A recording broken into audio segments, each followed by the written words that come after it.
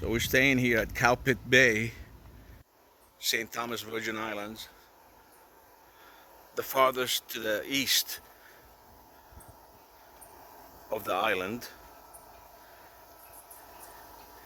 and across from St. Thomas Island is the infamous St. John, a destination, kind of secluded, smaller island. You can take the ferry, 20-minute ride, and enjoy the beautiful scenery there. And of course, to the right of it is what you can't see now. It's behind those homes over there. It's St. James, and right next to it, um, Little James Island, known as the Epstein Island, which I will not be traveling to.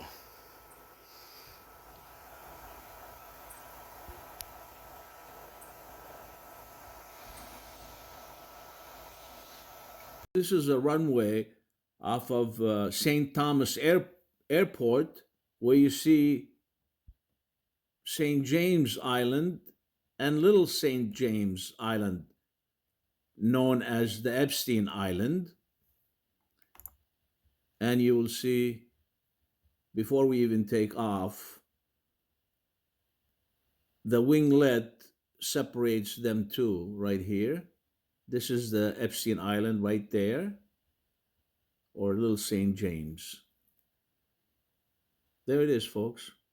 Question pegs: why did Jeffrey Epstein choose Little James Island?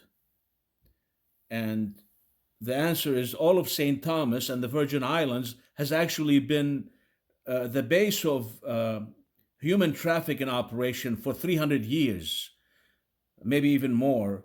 These families, who happen to be Sephardic Jews families, would relocate to the Caribbean in the 16 or 1700, and establish as shippers, and human trafficking was the biggest business. And the two families that really come to mind is the Yulee family and the Levy family. Both those families came to St. Thomas right next to St. James. Those two families would go on to produce America's first two Jewish senators, David Levy Yulee and Judah Benjamin. And they would become the second, maybe third in command in the Confederacy during the Civil War. And they were fighting, of course, to keep human trafficking legal. So these are important facts to know. And Epstein actually didn't own that island. They gave it to him. Those in charge, we don't know the actual names. We don't know who's in the leadership, but it's a movement. I prefer to call it the Zionist movement. And it originated from Shabbatai Zvi back in the 1666, when he declared himself to be the Messiah, by Nathan of Gaza. And then 100 years later, Jacob Frank comes to the picture and claimed to be, the follower, or the disciple of Shabbatai Zvi, and formed the Illuminati with Adam Weishaupt and Ansel Rothschild. But that's for a different story. And they continue to do their trickery and control of the world. But again, we're going to talk about the Epstein Island and the Epstein files, and shed some light on what's going on with this horrific ordeal in child trafficking and human trafficking and sex slaves and so forth. And if you want to verify on the names I just mentioned, David Levy Yulee, Yulee, who played a significant role in the 19th century Florida history as the first Jewish U.S. senator, and of course a pioneer in the state's early railroad system. I think the second one is David Levy. I think he later added Yulee because he claims that he converted to Christianity. But anyway, Those two names you can verify yourself. Um, they were the very pioneer of that era, especially the Levy family, the Jewish American family that preserved Monticello, I believe, the Philadelphia-based Levy type printing pioneers. So actually, the family came all the way from the Ottoman Empire, owning various businesses. Of course, when I mentioned Shabbatai Zvi, he was actually during the Ottoman Empire, and we know the backstory when the Sultan told him, he became so famous that he told him, "You must become a Muslim." He gave him the famous quote, "A turban or your on your head," meaning become a Muslim, or off with your head. And of course, he faked being a Muslim while he continued to practice his Kabbalistic mystical beliefs, which is redemption by fornication, by sinning, the complete opposite of the message of the Bible. But anyway, let's go back to the Epstein files, which I will not minimize what is going on with this horrific uh, many years of abuse of children and underage victims who yet to get anything. We know that they say that to be raped is a scar for life, mentally, spiritually, emotionally. Now remember what these people or kids have been through for years. Now, what they did, and this has been practiced for hundreds of years. Now, before I go on, imagine what they are withholding from us. All these millions, 3 million plus files have been exposed. And by the way, nothing happened. Nothing happened to the Sultan of the UAE, the Saudi Arabia Prince, Prince Andrew.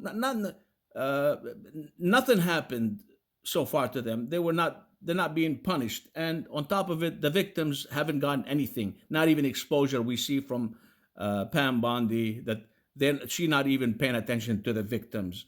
And, so it makes you kind of wonder, okay? But it goes back, and this is the real story of, along with this horrific things we are hearing about the Epstein debacle, is the fact of the matter. They use these videotapes to blackmail politicians, heads of states, to do whatever the Zionist movement want them to do. You understand that? They use blackmail. And every day goes by, you see more files coming out, and all these people that, my goodness, we never thought they'd be on the island. They would be involved. Chomsky, for instance. It's mind-boggling. But the most important, and I'm not minimizing the horrific things that happened to these poor victims for so many years, is really the money funneling of trillions and trillions of dollars from the Department of the Department of Defense, DoD, and HUD, okay, housing development, I mean. And it all started in the Clinton administration in the early 90s with the Secretary Treasury, of course, what's his name? Robert Rubin, right? And he managed to get through trillions of dollars, and it wasn't a big amount then, but it's still in the trillions, into somewhere. Stole it from the government. That's how we have the debt. And it goes through also Bush, who came afterward, and then through Obama, which I think it went up maybe on his last days of office after 8 years, it went up to over $15 trillion. And of course, Trump came in the picture in the first term. And from what I understand, and if you Google it or try to get the facts, it'll tell you otherwise, he actually made it not possible by law to audit the Department of Defense. So I keep saying justice, not the DOJ, the DoD, the Department of Defense or Department of War called now, not to audit them. Imagine that. When they audited them, I think in 2017 and 18, It was a mess, and nobody did anything about it. See, these are the facts that most of us don't know. So now the debt, which is 37 trillion, is really all that money has been funneled into somewhere, some entity that we're not aware who it is, from the US government, from the taxpayers.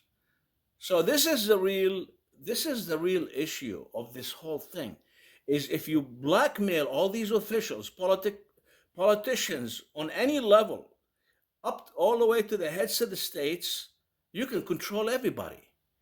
Remember the saying by Nathan Rothschild. He says, "I don't need to be the head or the prime minister or whatever of any country. All I need to do is control their finances." And that's exactly what he did. This is 300 years ago. Okay?